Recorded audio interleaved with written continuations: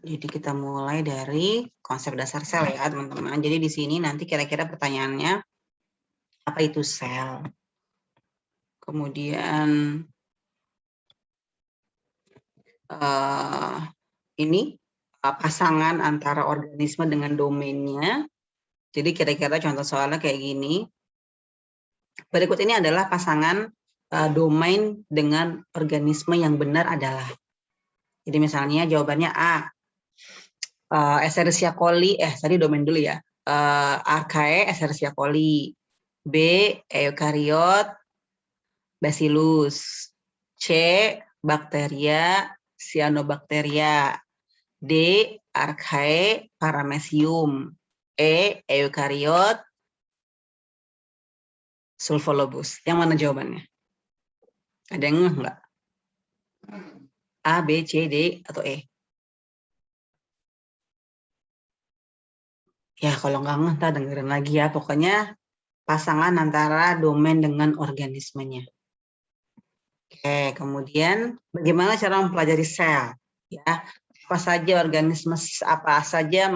organisme model itu? Ya, yang vertebrata ataupun yang tingkat rendah itu apa saja? Ya. Kemudian perbedaan makhluk hidup dengan makhluk tidak hidup. Bukan makhluk ya, maksudnya living things dengan non-living things ya. Kemudian ini pasangan antara definisi dari masing-masing organisasi tingkat kehidupan. Ya biasanya kalau di sini soalnya kayak gini.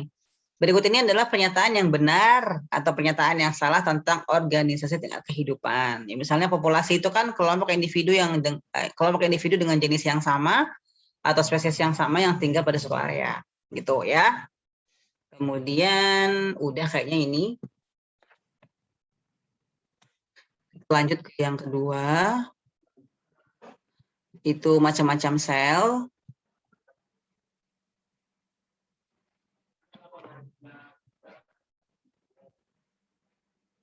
Macam-macam sel berarti ciri-ciri atau karakteristik prokariot, eukariot, virus itu kayak gimana. Kemudian organel apa saja yang terdapat di prokariot tapi nggak ada di eukariot atau sebaliknya, begitu ya. Perbedaan organel sel pada sel tumbuhan dengan sel hewan itu apa saja ya. Kemudian fungsi ya. Jadi fungsi organel ya, ribosom fungsinya apa, kemungkinan sih yang udah kita banyak bahas, beberapa juga udah saya bahas di sini ya teman-teman. Ini ya masing-masing fungsinya. Jadi berikutnya adalah pasangan organel dengan fungsinya gitu ya. Ntar dibaca lagi. Kemudian karakteristik virus ya, gimana gitu. Lanjut ke yang berikutnya. Oke. Bu Fitri udah mau masuk aja itu. Bentar. Bu Fit, aku belum selesai ya Bu Fit, aku sedikit lagi. Bu Put, maaf ya, aku lagi bimtek, jadi aku masuk dulu, takut telat masuknya nanti. Nggak apa-apa, lanjutin aja Bu Put, lewat juga boleh. Oke, bentar ya, nggak apa-apa, nggak apa-apa. Habis itu struktur fungsi membran ya. Yang paling banyak adalah di sini ya teman-teman soalnya, di struktur dan fungsi membran dan transport antar membran. Ya, bagaimana fungsi membran, kemudian apa itu amfifatik, kemudian faktor-faktor yang mempengaruhi fluiditas membran, kemudian ini fungsi dari masing-masing komponen membran, protein integral, protein perifer, kemudian kolesterol, karbohidrat, glikolipid, glikoprotein itu fungsinya untuk apa? Jangan sampai kebalik ya. Kemudian ini teman-teman, fungsi protein transmembran Ada 6 ya, jangan lupa. Kemudian ini teman-teman, senyawa apa atau molekul apa yang paling mudah masuk sampai yang paling sulit masuk melalui membran? Ya, diingat ya. Kemudian perbedaan dari masing-masing transport pada membran. Bedanya transport pasif, prinsip transport pasif, transport aktif, dan juga transport vesikal, ya. Jadi misalnya contoh transport pasif itu dari mana ke mana arahnya, perpindahannya, kemudian transport aktif juga seperti apa, gitu ya. Oke. Ini ya, macam-macam difusi terfasilitasi. Itu ada yang channel, ada yang difusi dimediasi oleh channel, sama difusi dimediasi oleh protein karier atau protein karier. Ya, kemudian ini water balance di living cell, ya teman-teman. Bagaimana kondisi sel hewan ketika diletakkan di larutan yang hipotonik? Bagaimana kalau yang di hipertonik, begitu ya. Begitu juga dengan sel tumbuhan. Ya, kemudian nah ini transport vesikal, bagaimana itu endositosis, yang fagositosis, yang pinositosis, kemudian yang eksositosis itu seperti apa contohnya. Gitu. Ya. Lanjut ke RE.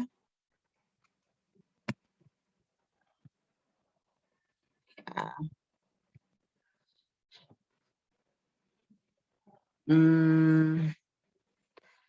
Apa saja yang termasuk ke dalam sistem endomembran, ya siapa saja di dalamnya. Kemudian perbedaan RE kasar, RE halus, fungsinya juga ya teman-teman. Kemudian fungsi RE halus sama fungsi RE kasar. Selanjutnya aparatus Golgi atau badan Golgi itu bagaimana fungsinya? Kemudian bedanya CIS sama trans itu apa? Siapa yang nerima, siapa yang ngantar? Kemudian lisosom, fungsinya untuk apa? Kemudian bedanya fagositosis, ya fagositosis makanan ini yang fagositosis pada makrofag, ya. Kemudian ini yang autofagi. Ya, jadi sebenarnya bedanya cuma apa yang dimakan doang sih sebenarnya, apa yang dihancurkan, gitu. Ya. Udah itu. Kemudian kalau dari materi yang tadi enzim apa saja yang terdapat di peroksisom, ya. Kemudian berubah jadi apa, begitu. Dari apa jadi apa. Kemudian selain itu tadi ada terjadi proses beta oksidasi ya teman-teman ini, ya.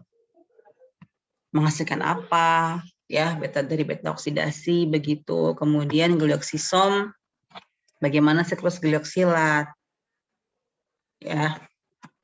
Itu aja kayaknya teman-teman untuk kisi-kisinya. Sudah selesai, begitu. Hari ini masuk semua ya? Oh, hari ini masuk semua kah?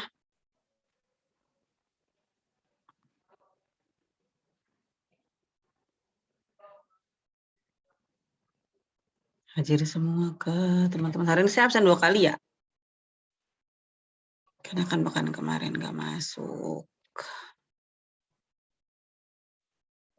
Bentar ya.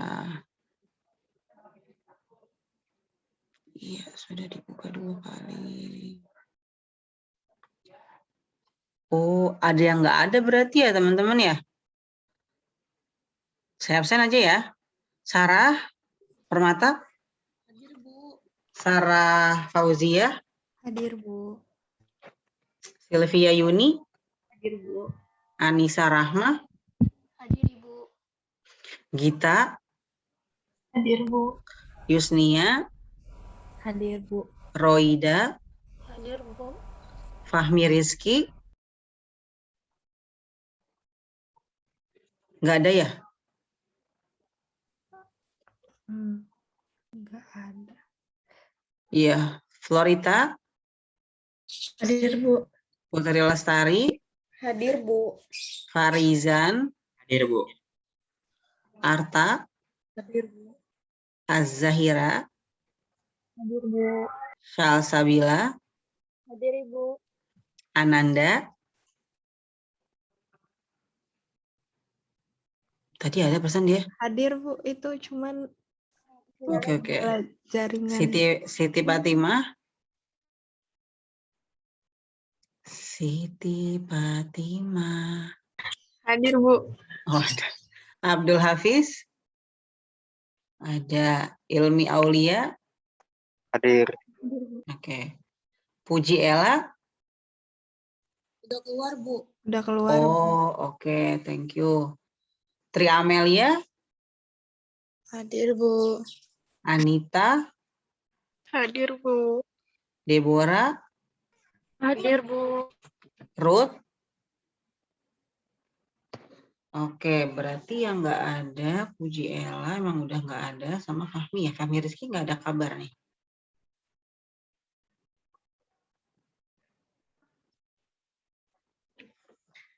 Oke, sebentar dulu.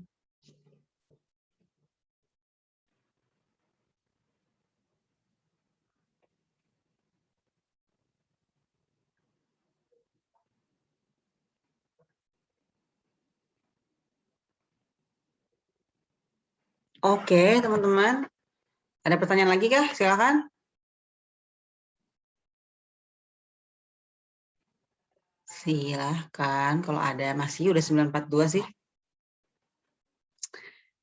Oke. Kalau nggak ada pertanyaan, saya ucapkan selamat belajar ya buat teman-teman yang baru masuk. Semoga bisa mengejar ketertinggalan ya. Insya Allah semoga mudah dipelajari materinya begitu. Memang harus banyak baca ya. Saya ucapkan selamat belajar. Good luck buat ujian pertamanya ya. Your first exam ini. Semoga mendapatkan hasil yang diinginkan ya teman-teman. Insya Allah kita ketemu lagi 3 pekan dari sekarang ya. Nah kita ujian 2 pekan ya. Jangan lupa yang belum kirim artikel segera kirim ya. Kalau khawatir lama dibalas langsung kirim 3 artikel aja ya. Oke teman-teman, itu saja mungkin untuk pagi hari ini. Sekian, terima kasih. Sampai jumpa lagi. Tetap semangat. Assalamualaikum warahmatullahi wabarakatuh. Waalaikumsalam warahmatullahi wabarakatuh. Terima kasih, Bu. Terima kasih, Bu. Iya, sama-sama. Saya izin pamit ya. Bu Fitri, aku pamit ya Bu Fit. Oh iya Bu Put, makasih Bu Put. Ya. Dah. Dah.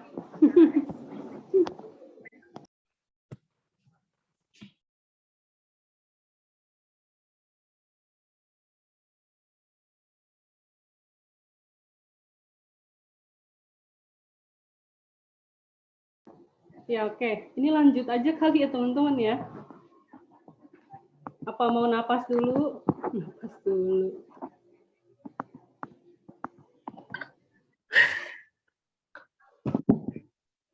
Oke, Assalamualaikum warahmatullahi wabarakatuh. Waalaikumsalam warahmatullahi wabarakatuh. Iya, oke teman-teman, ini mohon maaf agak beda penampilannya ya karena Ibu pakai tab yang di laptop lagi ada pelatihan. Jadi ya seadanya kita bisa kuliah, tapi karena hari ini teman-teman hanya presentasi dan Ibu nggak paparan, ya jadi mungkin lebih mudah. Tapi nggak usah khawatir ya teman-teman. Kalau teman-teman perlu ada yang dijelaskan lebih lanjut, boleh nggak apa-apa ditanyakan aja ya. Karena Ibu tetap bisa beraktivitas seperti biasa, cuman memang posisi angle-nya Ibu aja kurang pas ya. Biasa kan tegak ke depan ya, ini agak ke bawah karena pakai tab, jadi kameranya kan agak lain gitu ya. Ya oke teman-teman. Mungkin hari ini kita bisa lanjut aja untuk yang presentasi dari kelompok hukum Newton. Ya, apakah sudah siap untuk mulai presentasi? Ya, Bu. Ya, silakan kalau Izin sudah share ya, Bu. di share screen aja. Ya, silakan.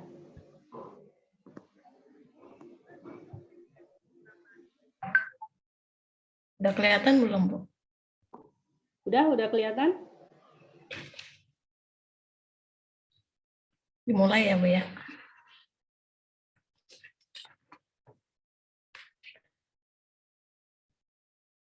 Selamat pagi buat kita semuanya. Assalamualaikum warahmatullahi wabarakatuh. Waalaikumsalam warahmatullahi wabarakatuh.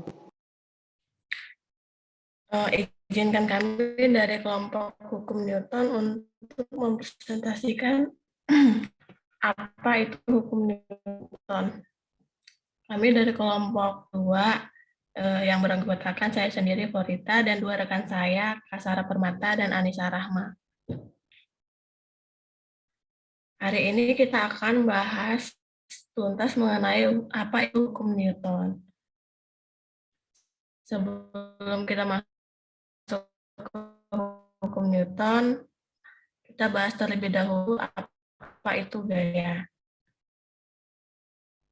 Dorongan atau tarikan yang dapat menyebabkan benda bergerak. Kemudian gaya memiliki nilai dan arah sehingga masuk ke dalam besaran satuan vektor. Kemudian satuan gaya dapat diukur dengan neraca pegas dan dinamometer. Satuan gaya dinyatakan dalam Newton atau N. Rumus gaya yaitu F, satuannya adalah N atau Newton. Sifat-sifat gaya. Gaya mampu mengubah arah gerak benda. Kemudian gaya mampu mengubah bentuk benda. Selanjutnya gaya mampu mengubah posisi benda. Dan yang terakhir, mampu mengubah posisi benda dengan cara menggerakkan atau memindahkannya.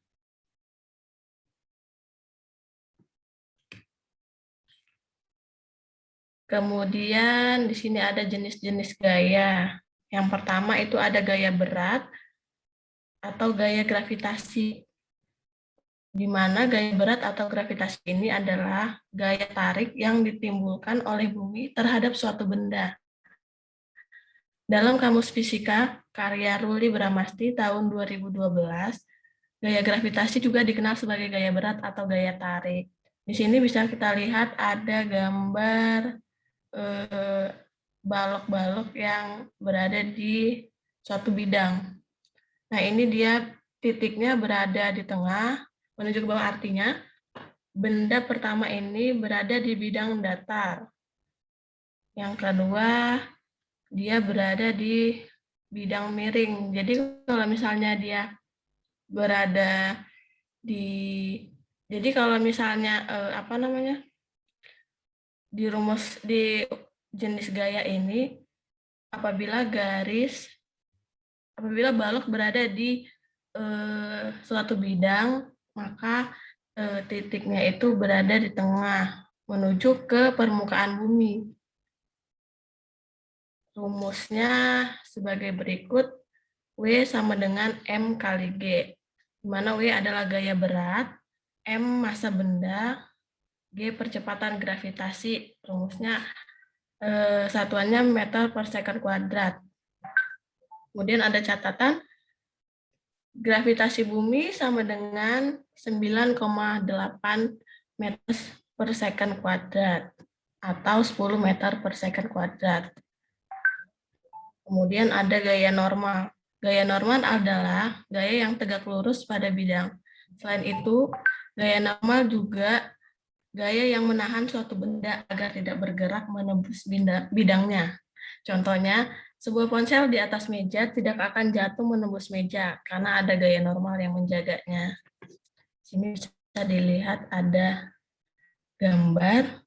Gambarnya ini ada balok yang berada di suatu bidang. Nah, kalau di gaya normal itu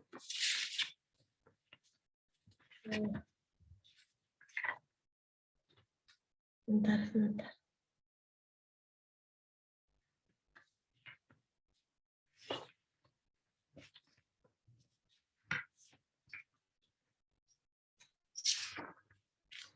Gaya normal didefinisikan juga sebagai gaya sentuh suatu bidang permukaan terhadap benda yang menempel atau menekan pada bidang tersebut, kayak gambar yang di sini nih.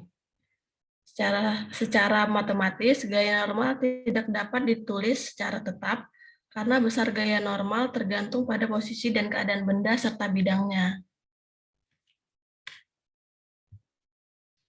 Selanjutnya akan dilanjutkan oleh Kak Sarah Permata.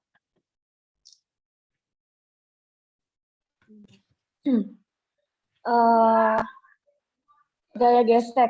Gaya gesek adalah gaya yang arahnya selalu berlawanan dengan arah gerak benda. Gaya gesek sendiri terbagi menjadi dua, yaitu yang pertama ada gaya gesek statis dan gaya gesek kinetik. Lanjut, maaf. Gaya gesek statis sendiri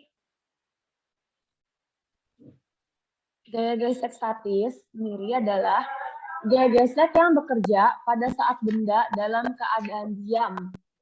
Jadi kalau statis itu bendanya dalam keadaan diam atau tidak bergerak. Gaya gesek statis inilah yang mempertahankan benda untuk diam di tempatnya atau tidak bergeser. Jadi kalau gaya gesek statis itu dia bendanya tetap diam dan tidak bergeser. Rumusnya itu Fs sama dengan μSN. Yang kedua ada gaya gesek kinetis. Gaya gesek kinetis adalah gaya gesek yang bekerja pada saat benda dalam keadaan bergerak. Jadi perbedaannya, kalau statis itu bendanya dalam keadaan diam, kalau kinetis itu bendanya dalam keadaan bergerak. Gaya inilah yang membuat kita sulit dalam memindahkan benda.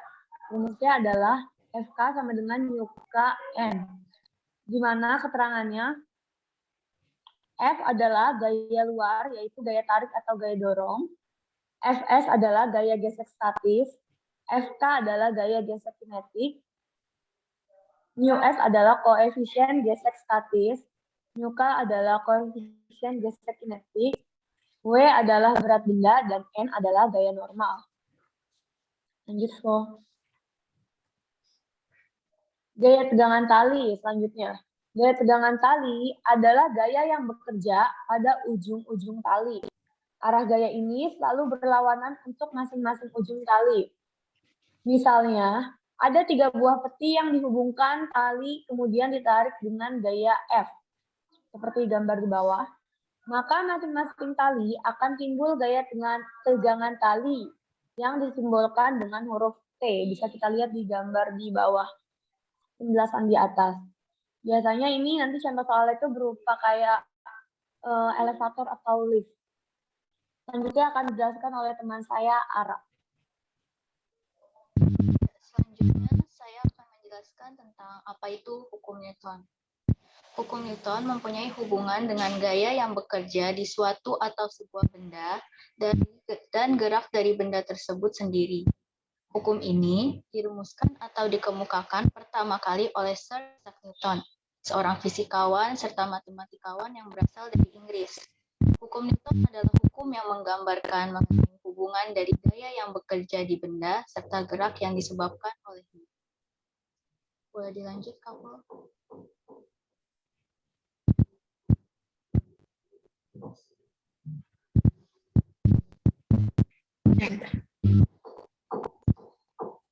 Selanjutnya adalah macam-macam dari hukum Newton. Hukum Newton terbagi menjadi 3, teman-teman. Yang pertama adalah hukum Newton, yang kedua adalah hukum 2 Newton, dan yang ketiga adalah hukum 3 Newton.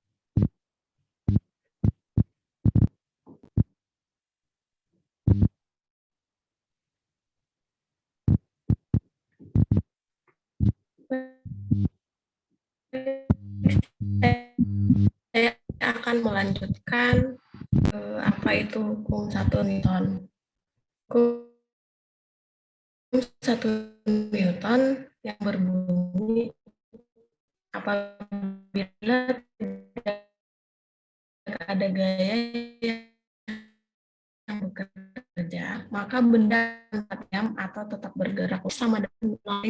Artinya jika resultan gaya yang bekerja pada benda sama dengan 0, maka benda yang mula-mula diam akan tetap diam.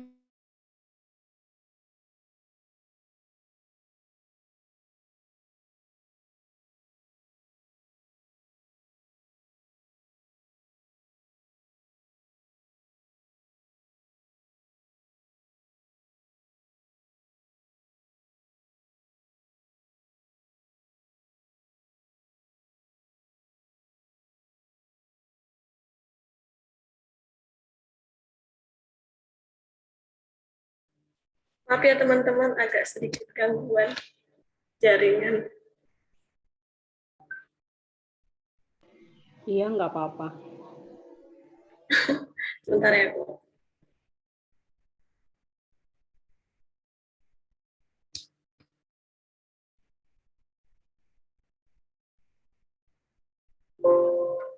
Kita ulang ya. Hukum 1 Newton.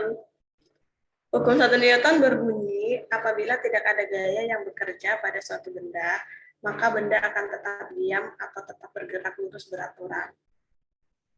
Artinya, biasanya dia dirumuskan dengan sigma F sama dengan 0. Artinya apa? Jika resultan gaya yang bekerja pada benda sama dengan 0, maka benda yang mula-mula diam akan tetap diam. Kemudian apabila benda mula-mula bergerak lurus beraturan, maka benda yang akan tetap bergerak lurus beraturan. Hukum Newton ini biasanya dikenal sebagai hukum Newton ini juga bisa dikenal dengan hukum kelembaman atau inersia. Contohnya seperti gambar di samping, ini ada sebuah mobil yang tiba-tiba mendadak karena ada sesuatu depan. Ini bisa kita lihat, ini ada sapi. Maka karena di hukum Newton ini kan berbicara apabila tidak ada gaya yang bekerja, maka benda akan tetap diam. Karena mobil ini ngerem mendadak, itu kan samanya kita kayak jadinya terdorong ke depan kayak gitu.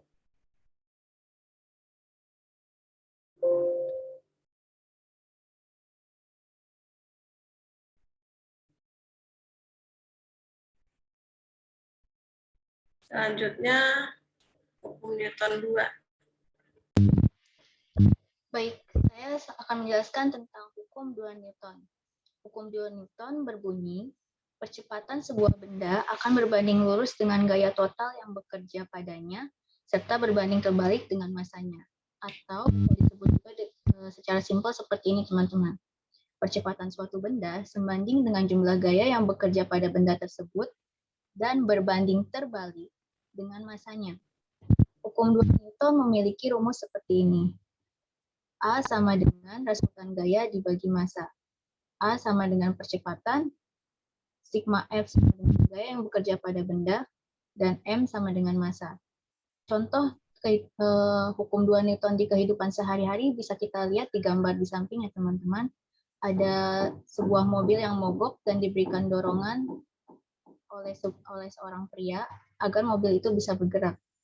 Hukum 2 Newton terjadi ketika gaya yang diberikan oleh pendorong lebih besar dari gaya berat mobil, sehingga mobil dapat berpindah dengan mengalami percepatan tertentu. Selanjutnya, hukum Newton yang ketiga akan dijelaskan oleh teman saya, Kak Sarah. Silakan, Kak.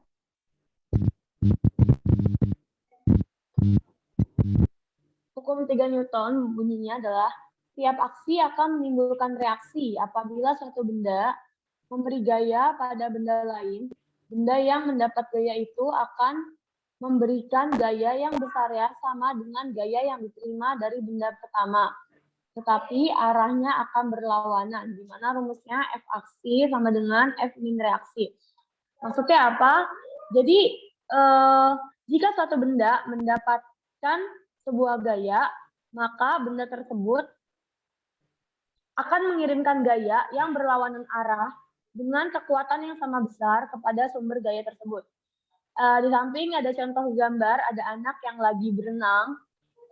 Apa hubungannya sama hukum 3 Newton? Jadi ketika si anak itu berenang, kaki sama tangannya kan mendorong air ke belakang. Sebagai reaksi, air mendorong kaki dan tangan si anak itu ke depan, sehingga anak itu berenangnya ke depan. Jadi nggak berenang ke belakang, tapi berenang ke arah sebaliknya yang ke depan. Selanjutnya akan dilanjut. Bentar.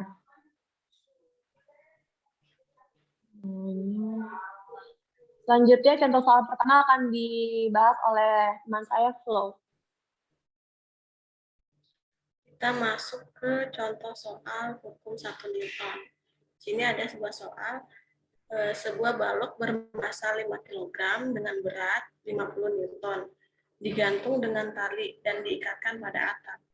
Jika balok diam, maka berapakah tegangan talinya?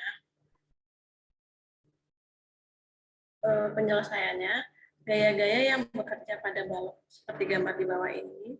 Ini kan posisinya baloknya tadi di soal dikatakan dalam keadaan diam. Maka kita berlakukan hukum 1 Newton, yaitu sebagai berikut.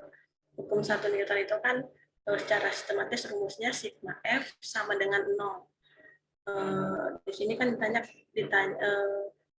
diketahui itu adalah berat. Berat itu satuannya adalah Newton.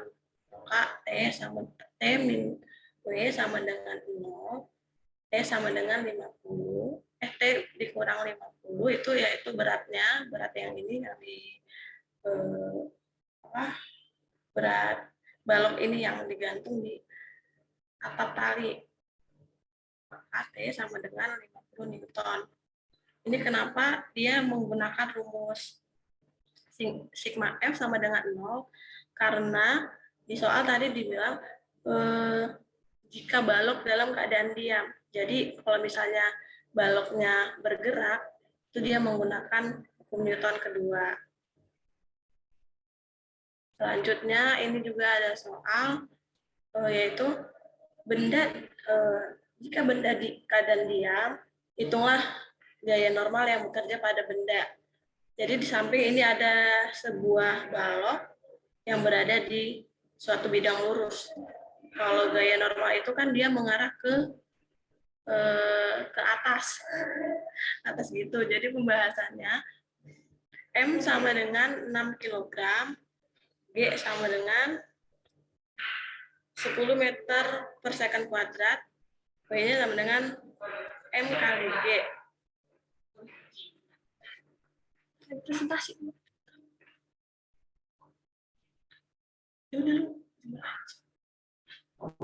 Maaf ya teman-teman. Jadi hasilnya 6 kali 10 sama dengan 60 Newton. Selanjutnya akan dilanjutkan oleh Andisa. Baik. Selanjutnya adalah contoh soal dari buku.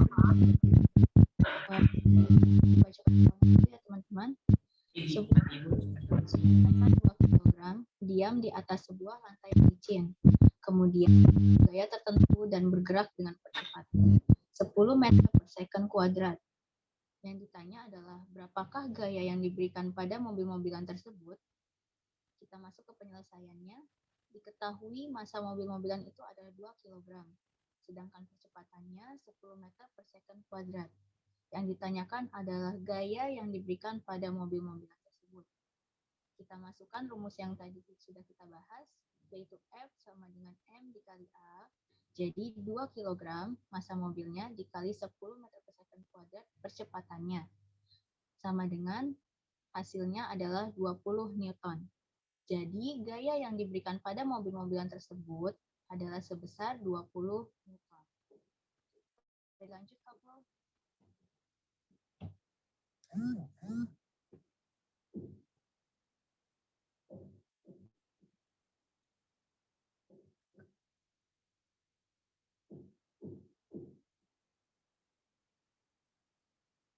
Nah, ini adalah contoh soal yang kedua. Masih masuk ke hukum 2 Newton. Seperti gambar yang di samping, yang ditanyakan adalah berapakah percepatan benda dan berapakah tegangan talinya. Kita tulis dulu diketahuinya ya teman-teman. Massa benda A seperti yang digambar di samping itu adalah 7 kg. Massa benda B adalah 3 kg. F atau gayanya sebesar 50 Newton. Pada benda A terdapat gaya tegangan tali kanan. Karena resultan F sama dengan M dikali A, kita dapat persamaan pertama nih, yaitu T sama dengan 7 dikali A. Pada benda B terdapat gaya tegangan tali ke kiri dan F sama dengan 50 Newton ke kanan. Mohon izin sebentar dulu ya teman-teman, karena ada pasien. Mungkin bisa dilanjut oleh teman saya.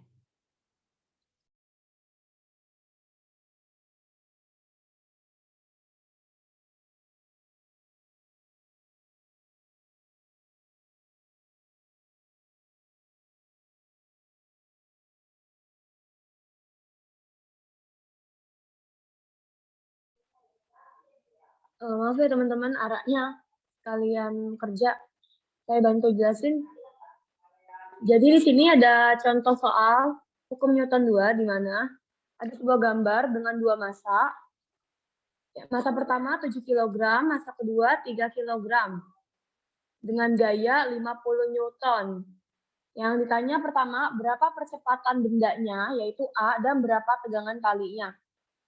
Pertama, diketahui massa benda A 7 kg, massa benda B 3 kg, dan gayanya 50 Newton.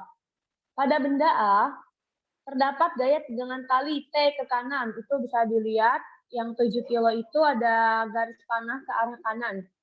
Karena rumus hukum Newton 2 itu sigma F sama dengan M kali A, kita masukin aja. T itu tegangan tali, T sama dengan 7 kali A. 7 dari mana? 7 dari massa benda pertama. Yang tanya A, kita masukin ke persamaan pertama. Pada benda B terdapat gaya tegangan tali ke kiri, itu panahnya bisa dilihat ke kiri, dan gaya sebesar 50 Newton ke kanan, ada panah juga ke kanan. Sehingga kita masukkan ke rumus selanjutnya. 50 dari gaya yang ke kanan itu min T, karena yang tanya tegangan talinya sama dengan 3 itu massanya dan A itu percepatannya. Dari persamaan 1 dan 2, kita eliminasi untuk mendapatkan nilai A. Masukin persamaan pertama dulu, T sama dengan 7 kali A. Persamaan keduanya 50 min T sama dengan 3A. Di mana 50, T-nya dicoret, terus 7 tambah 3, 10. A-nya dipindah ruasin ke kiri, jadi 50 dibagi 10, hasilnya 5 meter second kuadrat untuk percepatannya.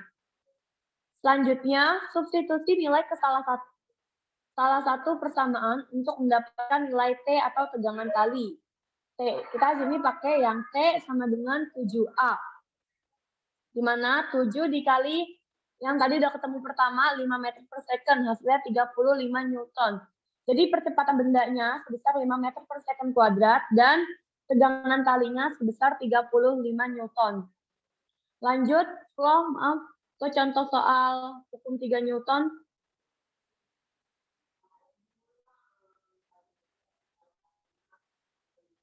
Maaf loh.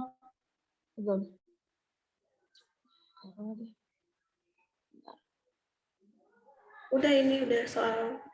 Iya. Dia aku belum berubah, bentar tuh. Aku buka catatan aku. Oke.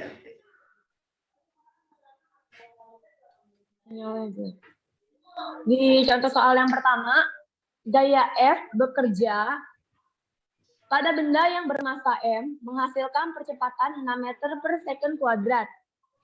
Jika gaya yang diberikan pada benda sebesar 12 Newton, maka berapa massa benda tersebut? Di sini diketahuinya F itu sebagai gaya 12 Newton. Kita udah tahu percepatan A-nya itu 6 meter per second kuadrat. Kita tinggal masukin aja F sama dengan M kali A. Karena S-nya udah tahu, jadi S-nya 12 sama dengan M. M-nya kita cari, dikali A-nya masukin yang 6 meter. M-nya pindah ruas ke kiri, jadi 12 per 6. Hasilnya massa bendanya itu 2 kilo. Untuk soal kedua, Flo, lanjut.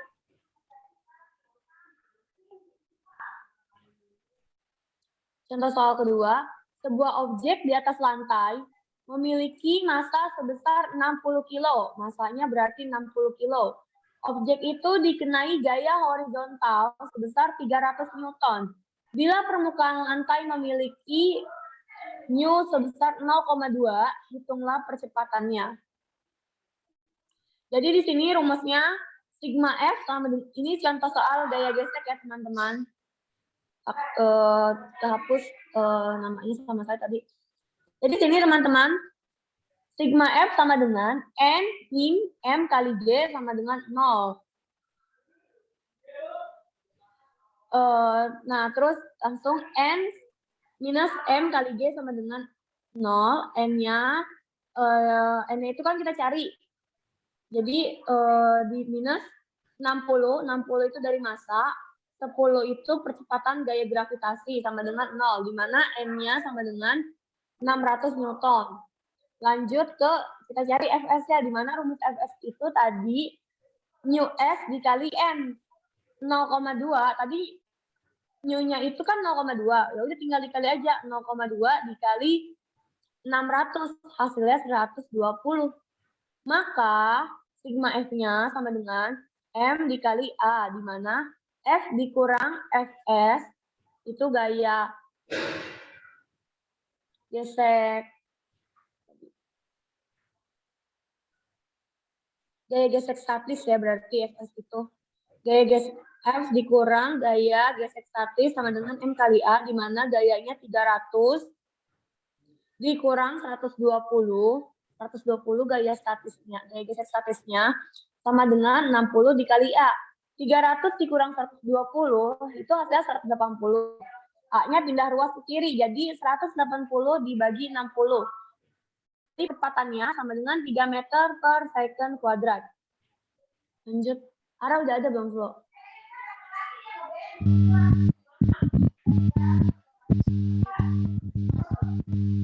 Ara udah ada belum? Kalau nggak ada, aku lanjut.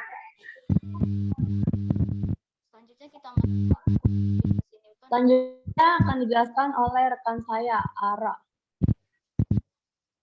Baik. Hukum gravitasi Newton.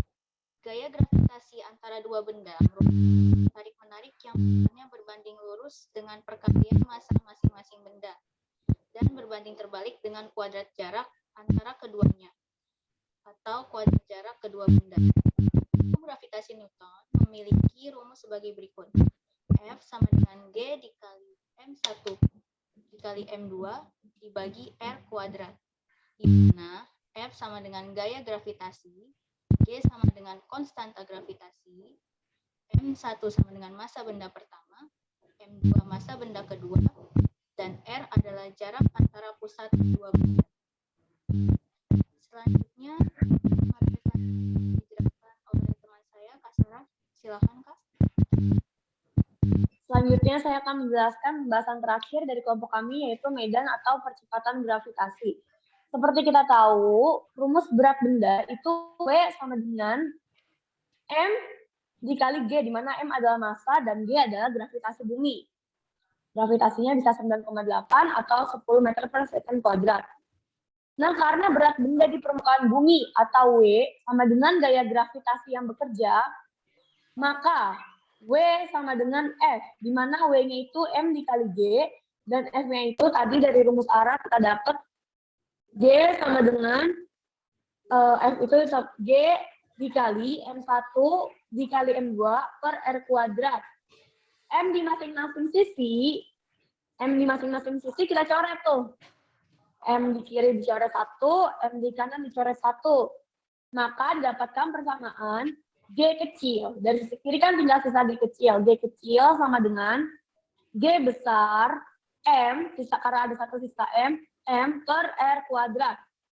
Di mana G kecilnya itu gravitasi, G besarnya itu konstanta gravitasi, yaitu 6, jadi beda ya teman-teman, kalau G kecil itu gaya gravitasi, itu dia 9,8 atau 10. Kalau G besar itu konstanta gravitasi, yaitu 6,673 dikali 10 pangkat min 11 nm kuadrat per kilo kuadrat.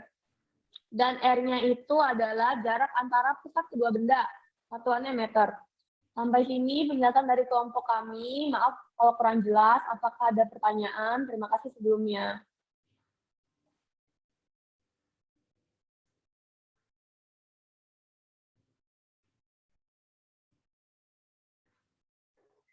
Kak, izin tanya, Kak Sarah.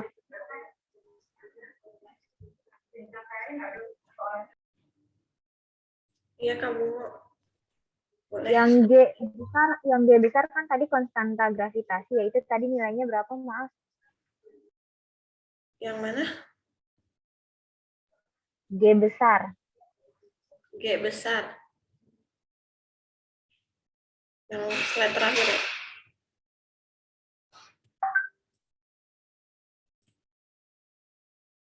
Yang ini dah. Mana sih? Ini. Yang G ini tak Kak? Udah, makasih. Oh ya. Kasih Kak Bumbo. Saya mau nanya dong. Boleh silakan Pak Ojan. Boleh. Pak Ujan. Jadi gini, kan hukum Newton 2 itu kan, misalkan kan ada sebuah benda di atas. Nah, misalkan benda itu kita dorong. Nah, lama-kelamaan kan benda itu kan akan berhenti kan. Itu karena adanya gaya yang arahnya berlawanan kan sama gaya yang kita dorong tersebut. Nah, gaya tersebut kan namanya kan gaya gesek kan ya. Nah, coba dong, kan macam-macam gaya gesek itu ada apa aja, pengertiannya sama perbedaannya. Terima kasih. Oke, baik. Risiko menyirai. Izin jawab karena tadi gaya gesek itu tadi pembahasan saya. Jadi gaya gesek itu kan ada dua, tadi seperti yang saya jelaskan. Ada gaya gesek statis dan gaya gaya statis dan gaya gesek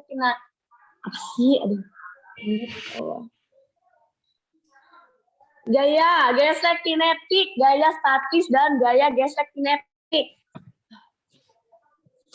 Ya kan? Kinetik, ya Allah, kinetik. Gaya gesek statis ada itu gaya perbedaannya. Gaya gesek statis itu gaya gesek statis itu gaya yang bekerja pada saat benda diam atau tidak bergerak. Jadi perbedaannya kalau statis itu bendanya diam, nggak bergerak. Sedangkan kalau gaya gesek kinetis adalah gaya gesek yang bekerja pada saat benda dalam keadaan gerak. Kalau gaya gesek statis itu dia mempertahankan benda untuk diam di tempat, jadi nggak bergeser. Kalau kinetis itu bikin kita sulit untuk memindahkan benda. Begitu, Mas Farizan. Kurang jelas nggak? Ya, sudah jelas, Mbak Sarah. Terima kasih, Mas Farizan. Ya, sama-sama. Apa sih itu? Kata mulai, Mas.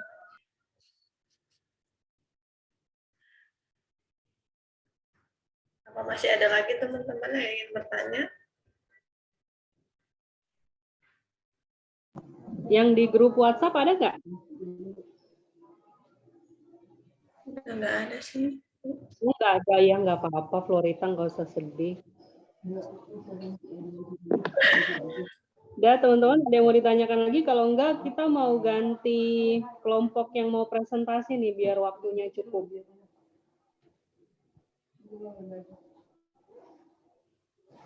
Ya, kalau diam tanda iya ya. Nanti kita lanjutkan aja.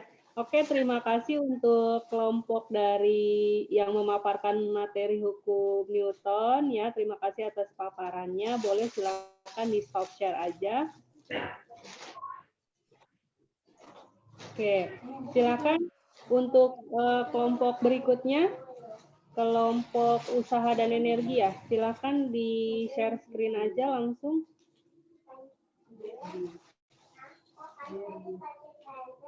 Kan ulang tahun.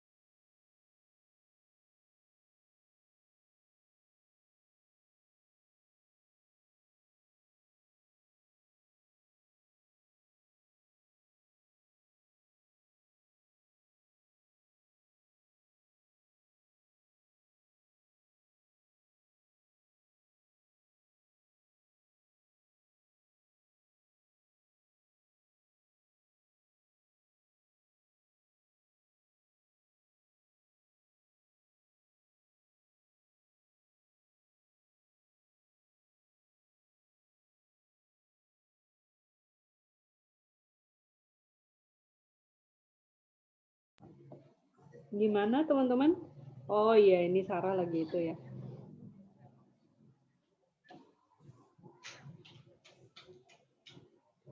Wih, luar biasa Sarah pakai Canva. Nah,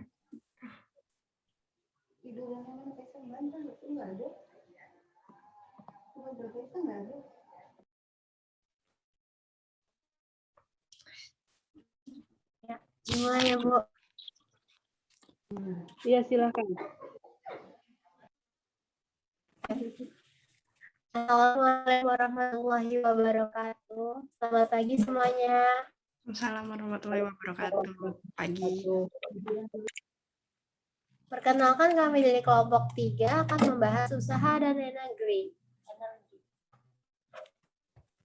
yang akan dijelaskan oleh saya, Ananda Maharani, dan teman saya,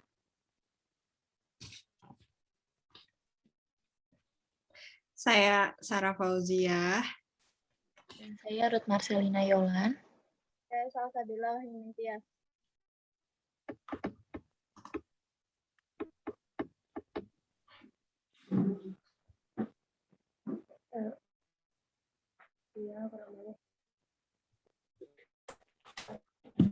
Pertama-tama kita akan membahas apa itu usaha. Usaha adalah energi yang disalurkan sehingga berhasil menggerakkan suatu benda dengan gaya tertentu. Dirumuskan dengan W sama dengan F sama dengan S. Dikali S. W itu usaha, F itu gaya, S itu perpindahan. Usaha itu dibagi menjadi dua, ada usaha positif dan usaha negatif. Apa sih usaha positif? Usaha positif itu usaha yang searah dengan perpindahan benda. Apa sih usaha negatif? Usaha negatif itu lawannya usaha positif, yaitu usaha yang berlawanan dengan perpindahan benda.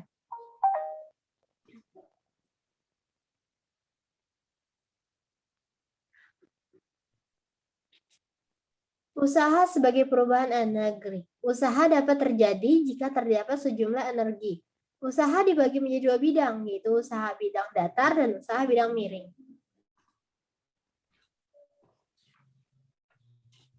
Dan sekarang kita akan membahas usaha pada bidang datar.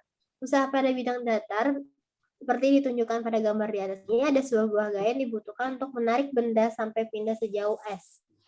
Usaha pada bidang datar bisa dirumuskan dengan W sama dengan theta dikali S. Keterangannya W itu usaha, itu gaya, S itu perpindahan.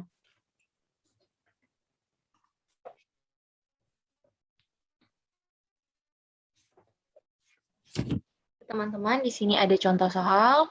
Saya akan membacakan contoh soalnya. Seseorang menarik kereta kecil dengan gaya 30 N. Kereta bergerak sejauh 5 meter. Sudut antara arah gerak dan gaya adalah 45 derajat. Berapakah usaha yang dialami oleh kereta kecil? Di sini di bawah ada penyelesaiannya, yaitu W itu usaha. W F cos theta S, W 30 N, cos 45 derajat, 5 meter, 21 kali 21 N, 5 meter, W sama dengan 106 Joule. Jadi teman-teman, W itu usaha ya. Untuk selanjutnya, usaha pada bidang miring, di sini ada gambarnya, ada contohnya.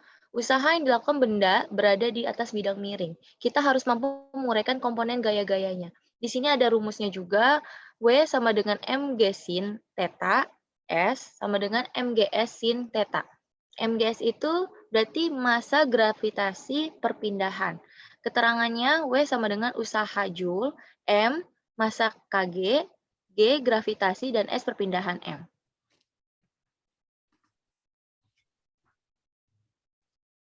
Untuk contoh soal berikutnya lagi, di sini ada bentuk gambarnya. Saya akan membaca untuk soalnya. Sebuah benda dengan massa 20 kg meluncur ke bawah sepanjang bidang miring. Licin yang membentuk sudut 30 derajat terhadap bidang horizontal. Jika benda bergeser sejauh 2 M, maka hitunglah usaha yang dilakukan oleh gaya berat. Di sini ada pembahasan diketahui massa 20 kg dan perpindahan 2 meter dan A-nya 30 derajat. Dan jawabannya usaha Massa dikali gravitasi sin 30 derajat dikali perpindahan. Dan usahanya 20 kali 10 kali setengah kali 2. Hasilnya 200 Joule.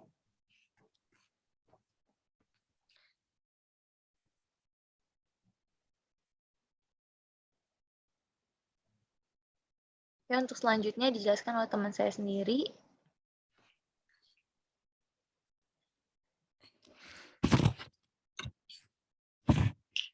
Oke, di sini ada apa itu energi? Energi adalah kemampuan untuk melakukan usaha. Energi ini sifatnya kekal, artinya energi ini tidak dapat musnah, tetapi hanya bisa berubah bentuknya dari energi satu ke energi yang lainnya. Nah, macam-macam energi itu ada 4, energi kinetik dan energi kinetik, energi potensial pegas, energi mekanik. Nah, untuk itu saya pertama bahas energi kinetik dan potensial. Nah, energi kinetik itu apa? Energi kinetik adalah energi yang dimiliki oleh benda yang bergerak. Benda bergerak memiliki energi kinetik karena adanya kecepatan. Rumus energi kinetik sendiri itu adalah energi kinetik sama dengan setengah dikali M V pangkat 2. Untuk keterangannya di sini, energi kinetik itu dengan satuan Joule. Sedangkan untuk masanya itu satuannya kilogram, dan untuk V atau kecepatannya itu M/S. Lalu di sini ada energi potensial. Apa sih energi potensial itu? Energi potensial adalah energi yang dimiliki benda karena ketinggiannya. Energi potensial itu memiliki rumus EP sama dengan mGh. Nah, untuk keterangan itu sendiri adalah EP itu satuannya Joule, massa itu satuannya kg atau kilogram, gravitasi itu percepatan gravitasi dengan satuan m per second kuadrat, lalu ada height atau ketinggian itu dengan satuan meter. Nah, di sini ada contoh soal energi kinetik. Oke, saya bacakan ya. Mobil bermassa 2 ton bergerak dengan kecepatan 36 km per jam. Hitunglah besar energi kinetik yang dialami mobil tersebut. Nah, di sini kita udah diketahui masanya 2 ton, lalu ada kecepatannya. Kecepatannya dengan 3 km per jam. Nah, pertama-tama kita juga harus ubah untuk masanya, karena massa energi kinetik itu harus kilogram, maka kita kali dengan 1000, jadi 2000 kilogram. Lalu untuk kecepatannya, itu kita harus ubah menjadi meter per second. Di sini totalnya 10 meter per second. Lalu jawabnya adalah energi kinetik setengah dikali massa M kali V per 2 sama dengan setengah kali 2000 kilogram dikali 10 M/S pangkat 2. Lalu 1000 dikali 100 sama dengan 1000 Joule, 100.000 Joule atau 100 kilogram Joule. Lalu di sini ada soal kedua, yaitu energi potensial. Apabila diketahui massa pada sebuah kelapa 2 kg yang berada di ketinggian 10 meter dari permukaan bumi, jika diketahui gravitasi bumi di tempat itu adalah 10 meter per second, berapa energi potensial yang dimiliki kelapa pada ketinggian itu? Nah, yang kita sudah ketahui adalah masanya 2 kg, lalu ada gravitasinya 10 meter per second, lalu ada tingginya 10 meter. Ini kita nggak usah ubah lagi karena udah sesuai dengan aturannya. Jadi jawabnya tinggal energi potensial sama dengan massa dikali gravitasi dikali height. Lalu artinya 2 dikali 10 dikali 10 sama dengan 200 Joule.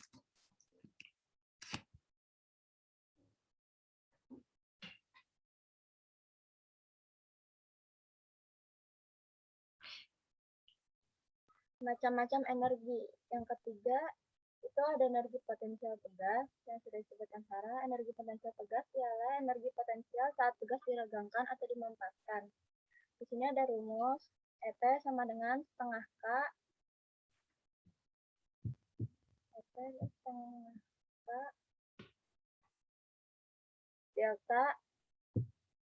delta X kuadrat. EP-nya itu energi potensial pegas, satuannya Joule. K itu konstanta pegas, satuannya Newton per meter. Dan delta X atau perubahan panjang pegas satuannya meter. Terus ada energi mekanik, itu energi hasil penjumlahan antara energi potensial dan energi kinetik. Di sini ada rumus, EM sama dengan EP ditambah EK. EM itu energi mekanik satuannya Joule, EP itu energi potensial satuannya Joule, dan EK adalah energi kinetik satuannya 3 Joule.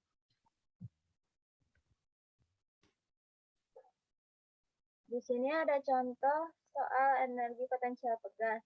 Diketahui sebuah pegas memiliki beban 3 kg dan digantung secara vertikal pada sebuah statis. Jika pegas tersebut bertambah panjang 5 cm, maka perubahan energi potensial pegas benda tersebut adalah, di sini gravitasi sama dengan 10 meter per second kuadrat. Diketahui masanya itu 3 kg, X-nya itu 5 cm, kita ubah ke meter menjadi 0,05 meter. Gravitasinya 10 meter per second kuadrat, W sama dengan M kali G, W itu usaha, M-nya itu 3, G-nya itu 10, jadi 3 kali 10 sama dengan 30 Newton. K sama dengan W dibagi X, W-nya itu 30, X-nya itu 0,05, jadi 30 dibagi 0,05 sama dengan 600 Newton per meter. Jadi EP sama dengan setengah KX kuadrat. EP sama dengan setengah dikali 600 kali 0,05 kuadrat. EP-nya itu jadi 300 dikali 0,025, hasilnya 0,75 Joule. Lalu di sini ada contoh soal energi mekanik. Pada semangka mempunyai massa 100 gram, lalu kemudian dilemparkan secara vertikal ke atas. Ketika telah mencapai di ketinggian 100 meter, jarak antara dari permukaan tanah mempunyai kecepatan 4 meter per second. Berapakah energi mekanik buah mangga pada saat tersebut jika gravitasinya itu 10 meter per second kuadrat? Diketahui kecepatannya itu 4 per second, gravitasinya itu 10 meter per second kuadrat. Masanya itu 100 gram, kita ubah ke kilogram menjadi 0,1 kilogram. Ketinggiannya itu 10 meter. Jadi EM sama dengan EP ditambah EK. EM sama dengan MGH ditambah setengah MC kuadrat. EM sama dengan 0,1 dikali 10 dikali 10 ditambah setengah dikali 0,1 dikali 4 kuadrat. EM sama dengan 10 ditambah 0,8 yaitu 10,8 Joule.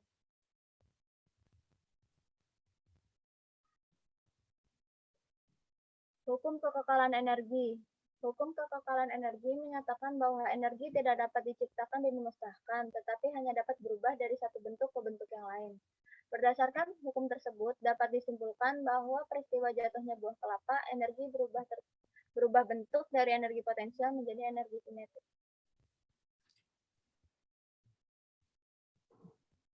Apa sih hubungannya usaha dan energi? Mengapa keduanya berhubungan erat? Karena usaha merupakan perubahan energi yang terjadi pada suatu benda atau objek, termasuk perubahan kinetik dan energi potensial. Sehingga energi merupakan komponen yang erat kaitannya dengan usaha.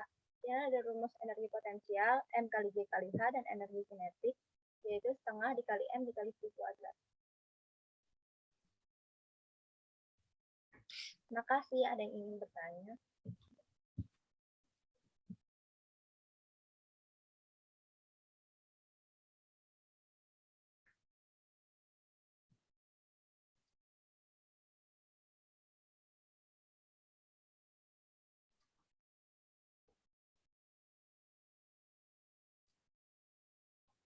Silahkan teman-teman yang ingin bertanya.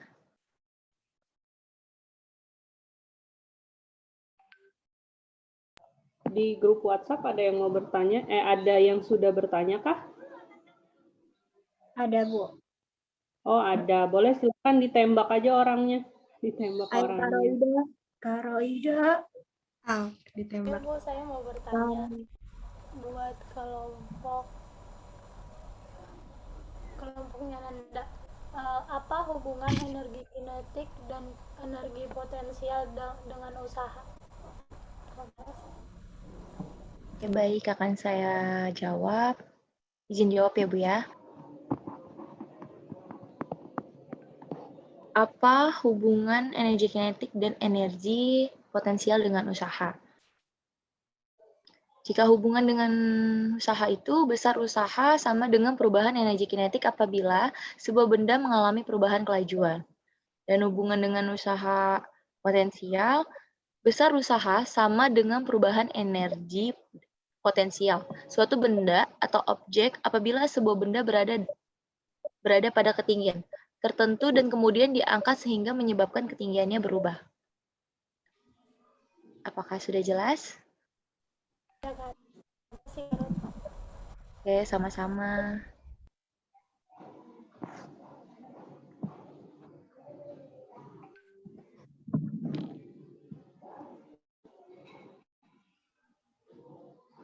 Ada lagi kah pertanyaannya di grup WhatsApp?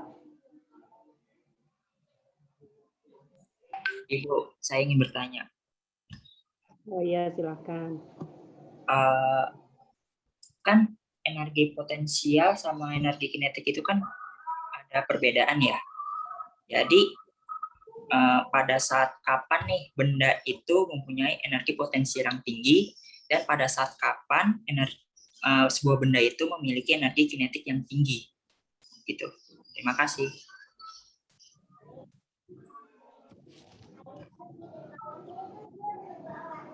Ibu, izin jawab pertanyaannya Farijan. Suara Nanda kedengeran nggak sih? Kedengeran? Ada ya? Oke. Iya. Kurang gede, Nan. Halo, ada kan? Belum. Perbedaan. Ya, ya Ibu. Perbedaan energi potensial dan energi kinetik. Kalau energi potensial itu semakin tinggi suatu benda, semakin tinggi letaknya suatu benda, semakin tinggi energinya. Kalau kinetik semakin cepat gerakan benda, semakin besar energi kinetiknya. Jadi kalau potensial itu tinggi, kalau letakin tinggi ininya, lebih bendanya diletakin semakin tinggi, dia semakin gede energinya. Kalau kinetik semakin kencang kecepatannya, semakin tinggi juga energinya. Itu sih Farija. Jelas nggak? Jelas, Nan. Terima kasih, Nan. Iya. Ya. Selanjutnya Apis mau nanya tadi.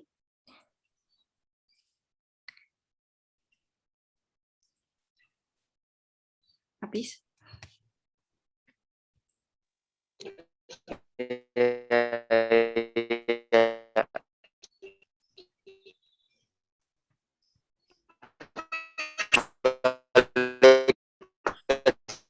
Slide pertama dah. Maaf. Ini ya.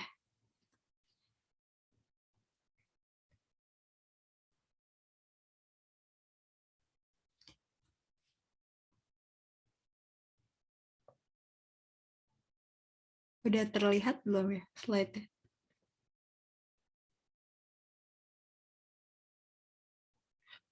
Halo. Suara saya jelas gak sih? Halo. Udah.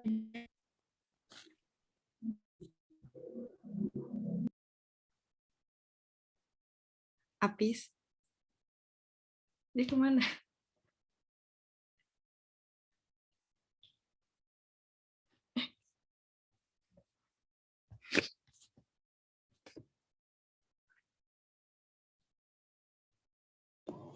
Hafiz nanyanya di WhatsApp atau on the spot tadi ya?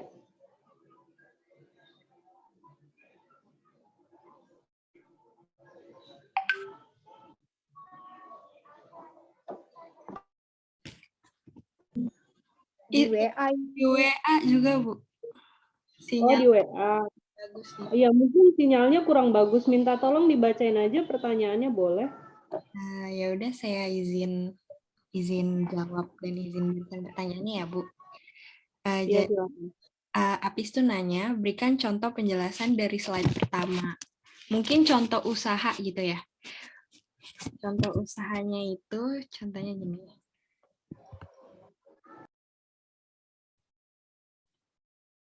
Nih, ini contohnya.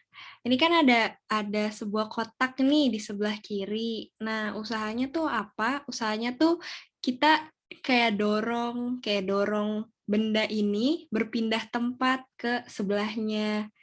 Kayak gitu sih itu usaha. Dorong troli, terus ngangkat meja, tarik meja. Itu sih usaha. Menggeser lemari. Kayaknya yang dimaksud itu sih, Bu. Usaha. Tapi jelas nggak ya sama penjelasan saya?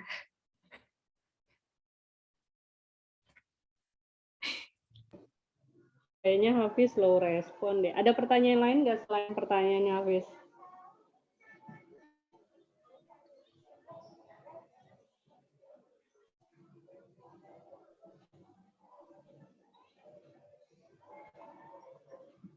Udah Ibu, udah segitu doang yang nanya Ibu. Belum ada lagi. Ya. Oh iya, ya udah. Ya boleh di stop share aja. Terima kasih untuk kelompok yang mempresentasikan usaha dan energi. Teman-teman maaf Ibu nanya, suara Ibu jelas nggak sih? Apa nyampenya ke kalian lama ya? Jelas Bu, jelas. Jelas. Banget Oh, Ibu. jelas. Jelas, Bu, jelas. Oke. Bentar. Nah, oke teman-teman, Ibu izin bahas sedikit soal usaha dan energi. Ini sebenarnya Ibu nggak konsentrasi nih mau ngajar nih. Ya, jadi usaha itu, ya ampun. Ya, tadi ada beberapa pertanyaan terkait energi potensial sama kinetik. Jadi energi potensial itu berdasarkan ketinggian.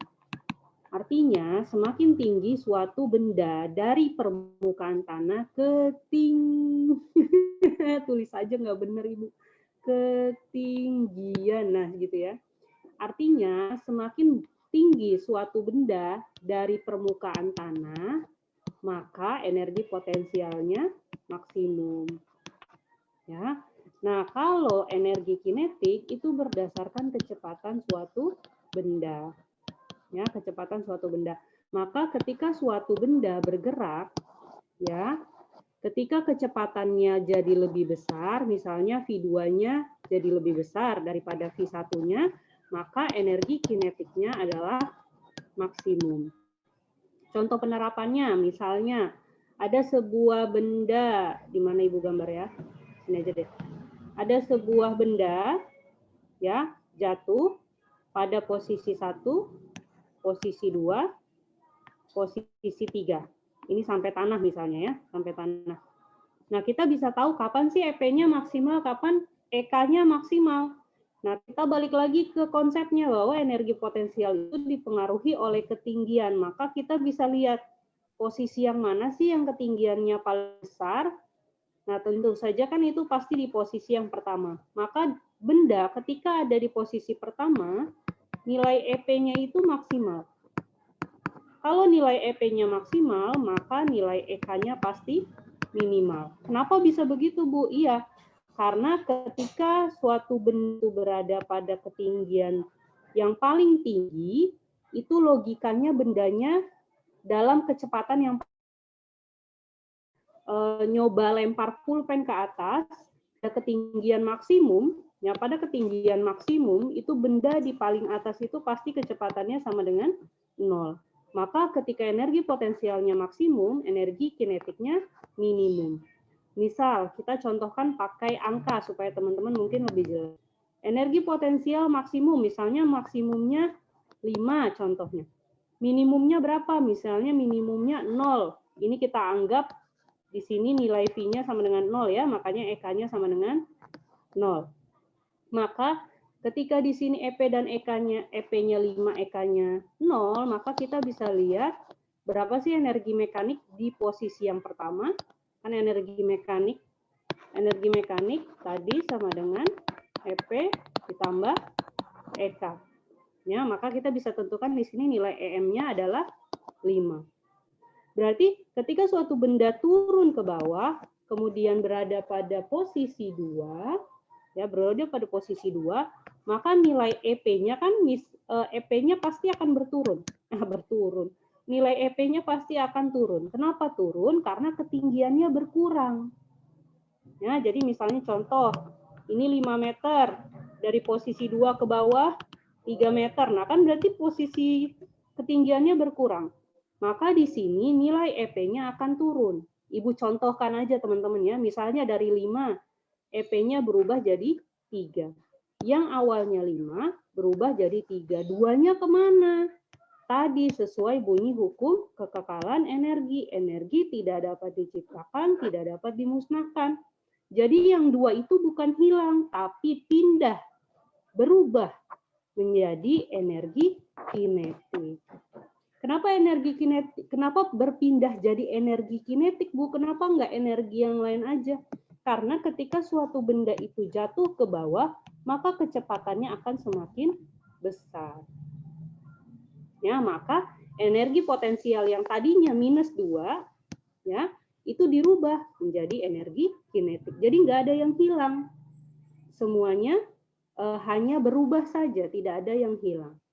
Kemudian ketika dia posisi 3, artinya dia di posisi paling bawah ketika dia menyentuh tanah, maka di sini nilai energi potensialnya minimal. Kenapa minimal, Bu? Karena ketinggian dari tanahnya adalah 0 meter. Maka misalnya kita anggap minimal itu adalah 0, yang tadinya EP-nya 5, berubah jadi 0, berarti kan kurang 5. 5-nya dikemanain? 5-nya dirubah jadi energi kinetik. Sehingga pada posisi di paling bawah sini, nilai energi kinetiknya adalah 0. 0 sih, 5. Ya, berubah dari energi potensial menuju energi kinetik. Ini gua hapus aja kali ya, biar takut membingungkan. Nah, gitu ya. Sehingga teman-teman, kalau misalnya kita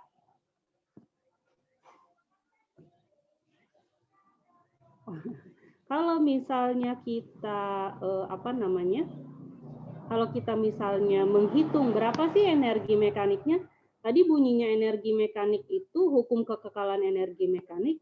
Energi mekanik pada posisi awal itu harus sama dengan energi mekanik pada posisi yang kedua. Jadi misalnya ini di posisi 2, 3 tambah 2 kan 5. Di posisi ketiga, 0 tambah 5 kan EM-nya jadi 5. Maka kita sudah menemukan, oh ternyata pada proses ini energi mekanik itu pada posisi 1, pada posisi 1, pada posisi 2, dan pada posisi 3 nilai energi mekaniknya semuanya sama. Maka pada kasus ini kita bisa bilang bahwa EM-nya terpenuhi, hukum kekekalan energinya terpenuhi. Gitu ya, tadi nyambung pertanyaannya Farizan ya sama pertanyaannya Roida ya kalau nggak salah tadi yang nanya. Nah, jadi itu. Nah, kalau pertanyaannya Hafiz tadi soal contoh usaha ya. Contoh usaha itu gini teman-teman. Kalau kita belajar usaha, sebentar. Bisa ganti kan ya? Kalau kecoret. Mana halaman barunya? Oh gitu, ternyata pencet itu. Maaf ya teman-teman, nggak aktif nih. Udah lama nggak pakai. Jadi kalau kita belajar usaha itu sama dengan F kali S. Ya, S ini yang teman-teman harus perhatikan. S ini adalah perpindahan, bukan jarak.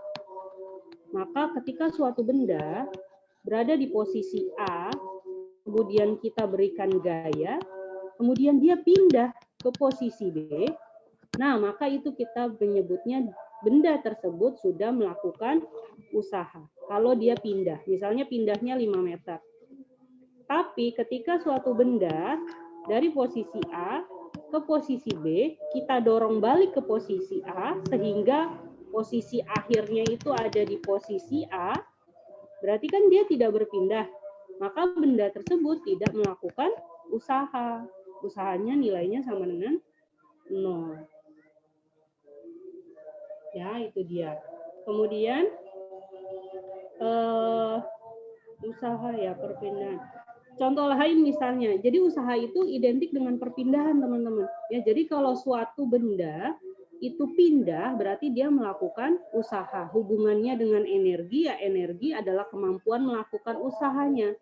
Jadi untuk benda tersebut bisa berpindah dari titik A ke titik B, itu memerlukan energi. Makanya usaha ini adalah salah satu dari bentuk energi. Makanya usaha, energi potensial, energi kinetik, energi apalagi, energi mekanik, itu satuannya joule. Ya. Usaha itu kayak teman-teman UTS nilainya 75, UAS nilainya 75.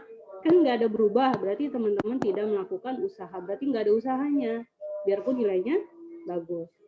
Kalau UTS-nya 75, UAS-nya 85, wah naik nih, berarti usahanya nilainya positif.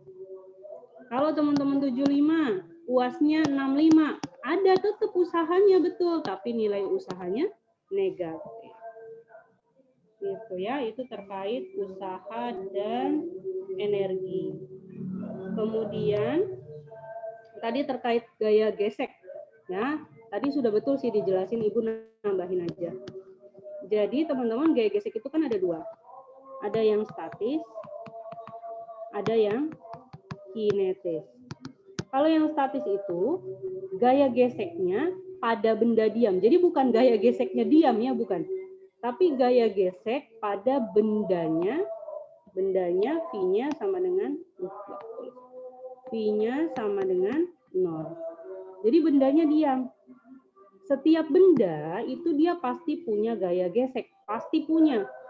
Ya, kalau dia diam ya, justru kalau misalnya kalian taruh kelereng, terus kelereng yang gelinding, gitu ya, gelinding sendiri, dan nggak berhenti-berhenti, berarti itu nggak ada gaya geseknya. Ya, tapi tidak tentu. Benda yang tiba-tiba bergerak tidak punya gaya gesek, karena ada namanya gaya gesek kinetis. Gaya gesek kinetis itu dimiliki oleh suatu benda yang bergerak. Ya, jadi baik benda diam maupun benda bergerak itu sama-sama punya gaya gesek. Bu, gaya gesek itu nggak ada pada saat apa, Bu? Pada saat benda kita letakkan pada permukaan yang sangat licin. Jadi ini dia sangat licin. Ya, tapi teman-teman, permukaan sangat licin itu sangat sulit ditemui dalam kehidupan sehari-hari. Karena biasanya pasti tetap ada apa bahasanya tuh ya, permukaannya, apa sih namanya, kekasaran permukaan itu pasti ada. Semisalnya kayak teman-teman main ice skate aja, ya skating itu yang di es itu tetap permukaannya tidak licin sempurna, tapi tetap ada kasarnya. Ya, sehingga ketika kita menanyakan, Bu, permukaan licin itu kayak apa? Itu agak sulit ditemukan.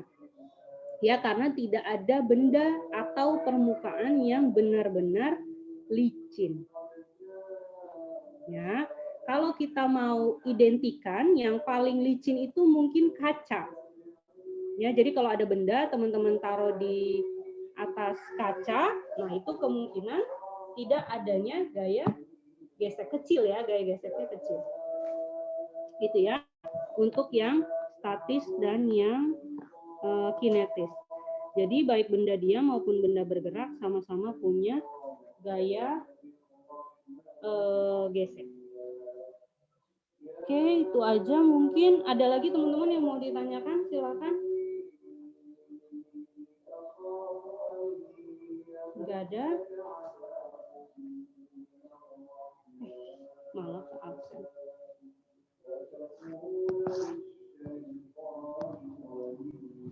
Udah? Oke, teman-teman mohon maaf ya, hari ini Ibu nggak bisa nungguin teman-teman. Kalau emang teman-teman mau nanya ditungguin gitu ya. Kalau memang tidak ada pertanyaan, mohon maaf Ibu langsung tanpa basa-basi Ibu mengundurkan diri aja karena Ibu masih ada pelatihan ya. Jangan lupa teman-teman, Ibu sudah kasih kisi-kisi buat teman-teman, silakan dikerjakan. Jangan khawatir itu tidak dikumpulkan. Jadi itu memang untuk kebutuhan teman-teman sendiri. Kalau teman-teman merasa perlu latihan, silahkan dikerjakan kisi-kisinya. Ya, karena kisi-kisinya sudah dibuat sedemikian rupa untuk memudahkan teman-teman nanti ketika mengerjakan soal ujian. Ya, jadi tidak perlu dikumpulkan. Kalaupun teman-teman mau ngerjain dan nggak bisa, jangan nyontek ya, karena kan nggak, maksudnya itu untuk teman-teman belajar ujian. Kalau mau, nanya caranya sama teman yang lain. Ya, oke, mungkin itu aja teman-teman. Ibu izin tanya aja di kelas ini yang tidak aktif siapa ya, biar nanti Ibu absennya sekaligus saja.